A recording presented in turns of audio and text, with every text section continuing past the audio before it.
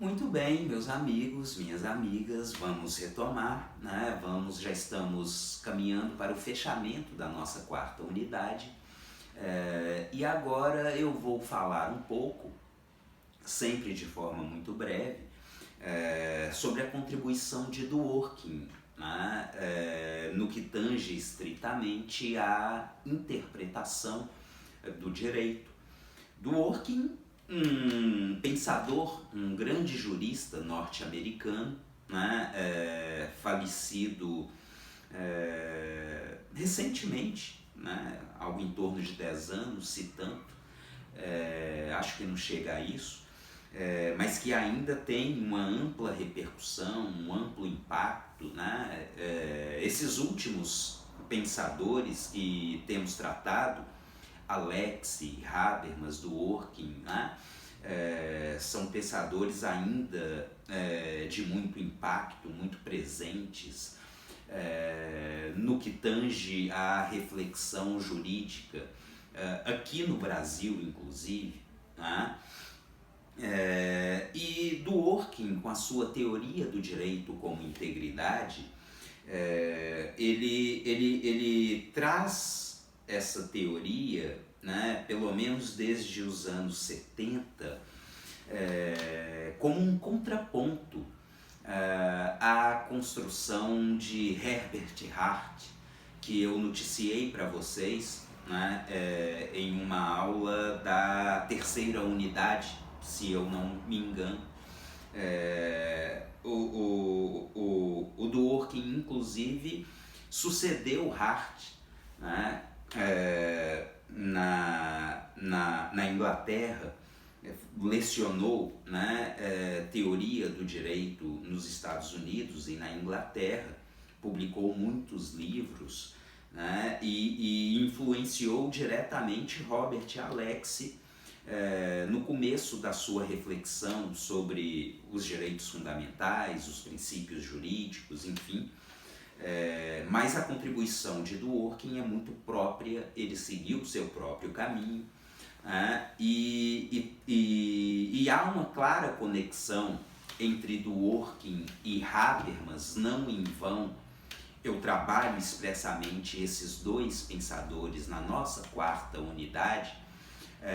Essa convergência está fundamentalmente no completo rechaçamento que fazem a qualquer tipo de abertura à subjetividade do intérprete no que tange à aplicação do direito, no que tange à teoria da decisão judicial.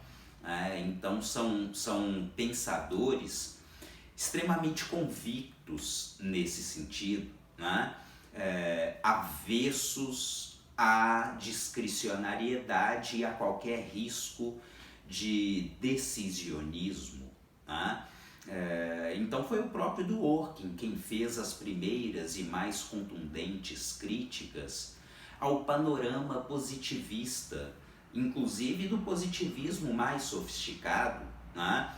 E que é mais flagrantemente decisionista. Lembrem-se de Kelsen, lembrem-se de Hart. Né?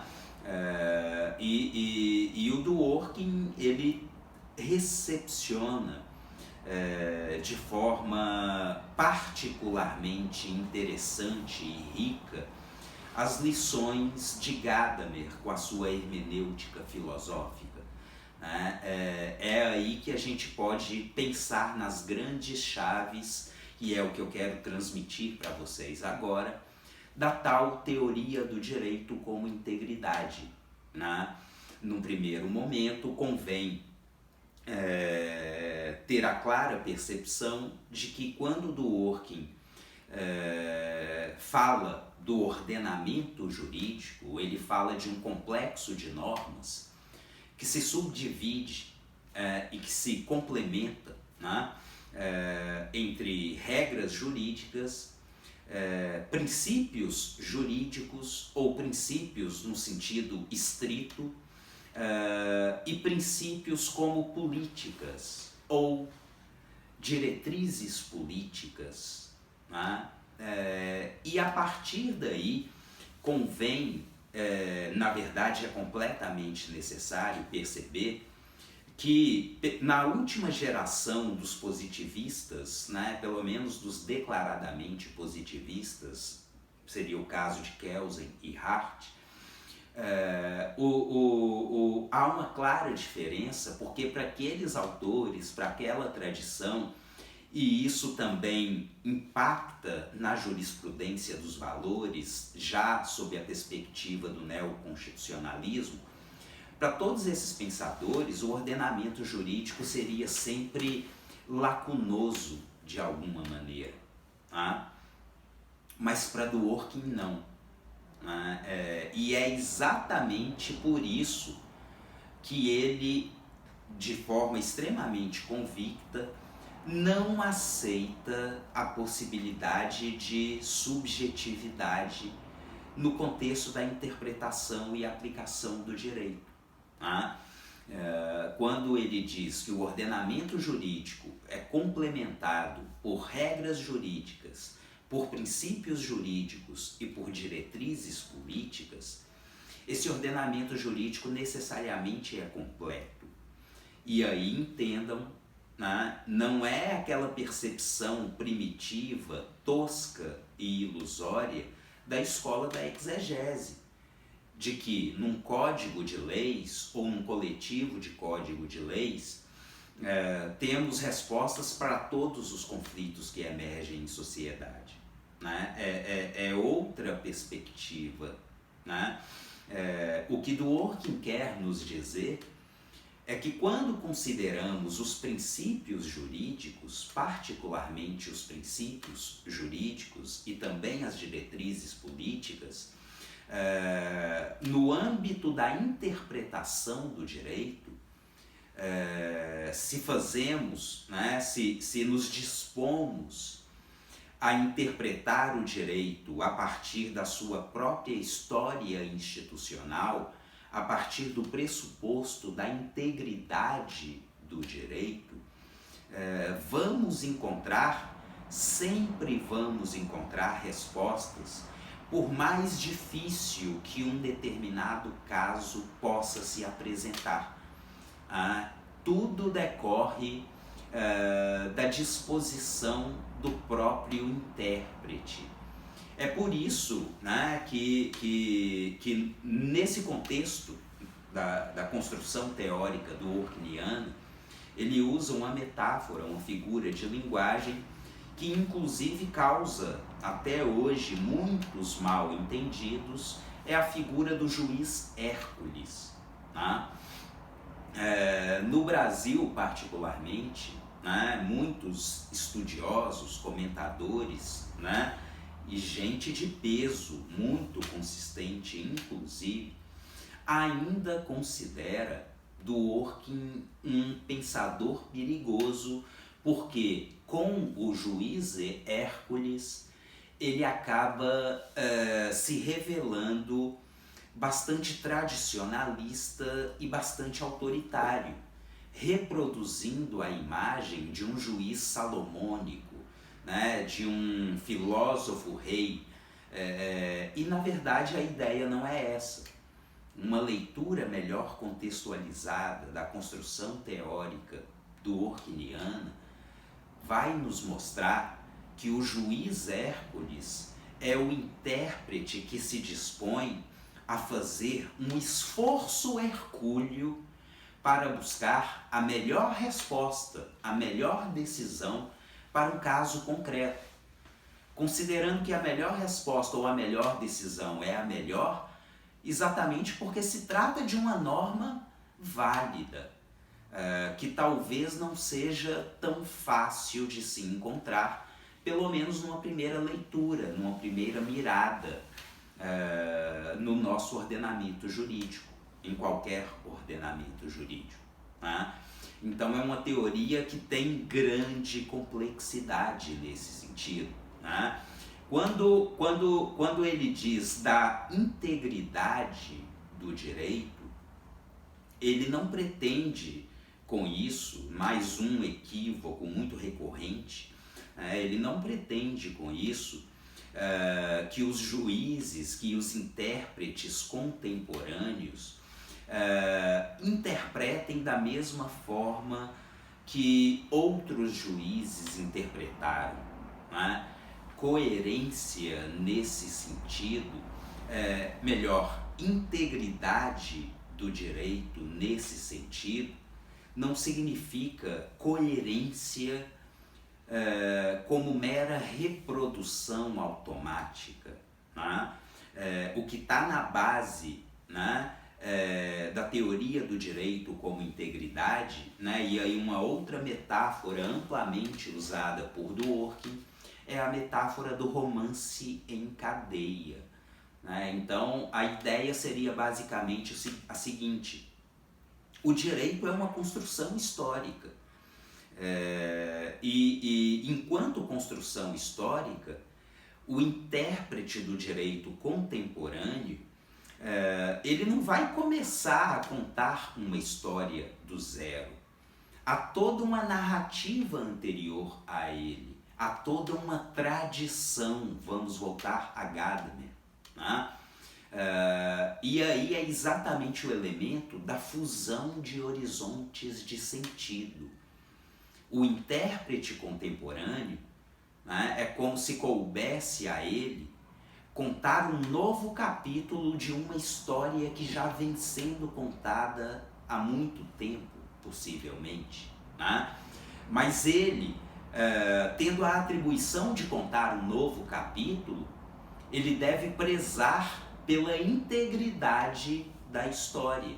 Mas isso não quer dizer que ele vai reproduzir, que ele vai eventualmente reproduzir erros cometidos no passado, né? A coerência passa pela fusão de horizontes de sentido. Então, um magistrado, qualquer funcionário do aparato jurídico judicial que atue no direito brasileiro contemporâneo, vamos dizer, orientado pela teoria do direito como integridade, não tem, por isso, não deve, né, repetir equívocos ou posturas autoritárias. Não é porque os juízes de até então, de até a última geração, reproduziam posturas autoritárias e arbitrárias, que os novos juízes têm que fazer da mesma forma. A integridade do direito passa pela abertura, difusão de horizontes. Então é aí que a teoria do direito como integridade de Ronald Dworkin se mostra extremamente promissora. É uma teoria que tem muito potencial. Dworkin mostra que, apesar, né, do caso difícil, apesar da zona de obscuridade, que inclusive, sendo mais consistente com toda a sua reflexão teórica, todo caso concreto é sempre um caso difícil, é um caso único, né? Sendo completamente coerente com a hermenêutica gadameriana, seria sempre muito cômodo, e seria, né, esse comodismo seria uma perversidade. Não temos que reproduzir mecanicamente decisões, por mais parecidas que o caso possa ser. Todo caso tem a sua singularidade. E o juiz, enquanto o intérprete em última instância, que constrói, né, a sua interpretação via decisão judicial, ele deve manter a atualidade do direito. Ele só precisa ter disposição para isso. É claro que ele vai ter que cuidar daquele caso com muito mais cuidado, né? Com muito mais atenção, com muito mais zelo. É claro que isso implica exatamente numa dinâmica democrática de processo. E aí eu gostaria de fechar essa videoaula considerando, né, normas bastante atuais contidas no Código de Processo Civil Brasileiro de 2015. O nosso novo Código de Processo Civil, como vocês certamente sabem muito bem, reiteradas vezes diz expressamente do dever de fundamentação das decisões, chega a dizer expressamente da necessidade de o juiz justificar suas decisões, explicitando a ponderação, o que leva muitos intérpretes a considerar que o Código de Processo Civil está diretamente filiado à construção teórica interpretativa alexiana.